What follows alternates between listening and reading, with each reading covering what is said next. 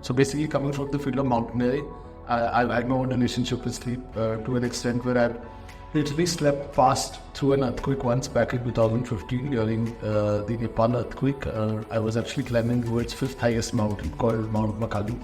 The first strike which happened, I was literally in my tent sleeping. I didn't even realize only until I heard my fellow climbers shouting, earthquake, earthquake, and then I started running out because then I realized that it wasn't just one of the many avalanches which was coming down from the slopes of Makalu, but it was actually an earthquake which Nepal was hit by back then. To joke at the training which goes behind training for these beasts is obviously no joke. We have an extensive routine where in a week itself I'm almost running 4 or 5 half marathons. There is I'm cycling for 60 kilometers at least 4 or 5 times a week.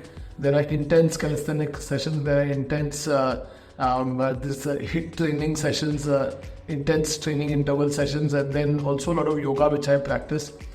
To be able to consistently even perform my routine, the key to behind it is definitely a good night's sleep.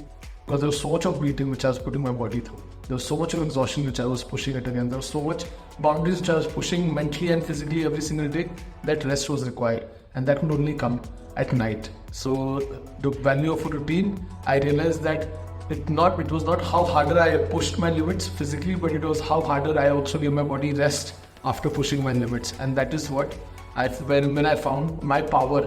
My actual superpower is not that I can work out the hardest. I think my superpower is that I can sleep the hardest. All I'm trying to say is that if you don't get a good night's sleep, if you still, after you've been sleeping well, if you are having headaches, if you're having nausea, if you're having fatigue the next day also, do get yourself checked up. There's a fantastic free sleep assessment test by RestMed India. Also, don't forget to follow them on Instagram for great tips on how to get a great sleep.